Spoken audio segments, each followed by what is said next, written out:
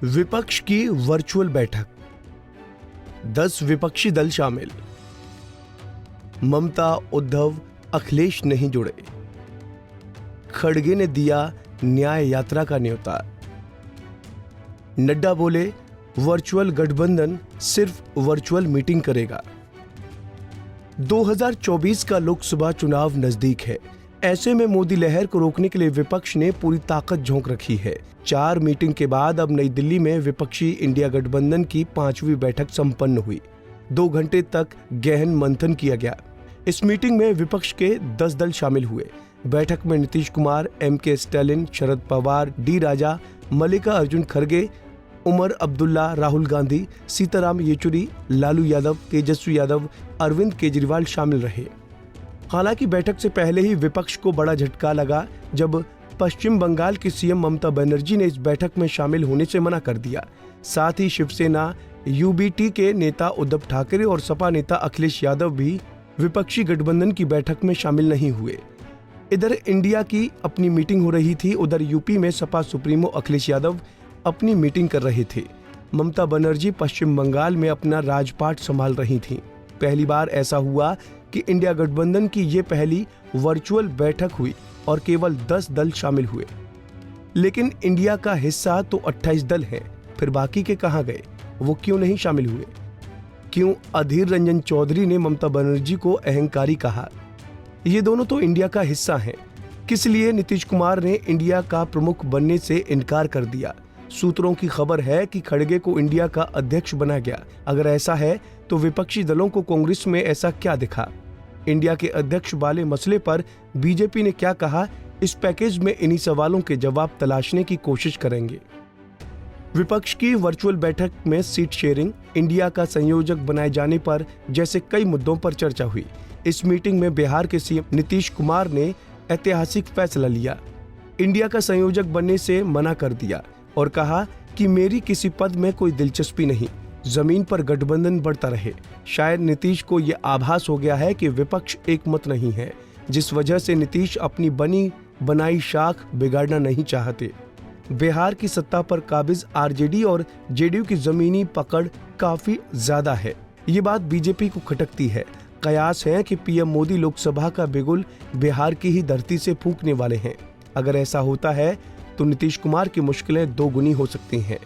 PM के सामने RJD और JDU को अपनी रणनीतिक शाख बचाने के लिए दोगुनी मेहनत करनी पड़ेगी। शायद इसी वजह से नीतीश कुमार इंडिया की जिम्मेदारी संभालने से बच रहे हैं। अखिलेश यादव इंडिया का एक नमूना मध्य प्रदेश में देख चुके हैं। बीते MP विधानसभा चुनाव में कांग्रेस के सीनियर लीडर कमलनाथ ने उनसे घंटों इंतजार करवाया था, बयान जारी कर अपमानित भी किया था। शायद इस वजह से अखिलेश यादव अब फूंक फूंक कर कदम रख रहे हैं, जिस वजह से वो इंडिया की इस वर्चुअल बैठक का हिस्सा नहीं बने। उधर पश्चिम बंगाल में ममता बनर्जी अपने हिसाब से अपने राजनीतिक पासे फेंक रही हैं। ममता ने कांग्रेस को महज 2 लोकसभा सीटों पर ऑफर दिया। कांग्रेस इस बात से बिलबिला गई। चिढ़ते हुए कांग्रेस नेता अधीर रंजन चौधरी ने कहा कि ममता के पास हम भीख मांगने नहीं गए थे, हमें नहीं चाहिए उनकी 2 सीटें। ममता बनर्जी की जब असली मकसद सबको पता चला, पहले से ये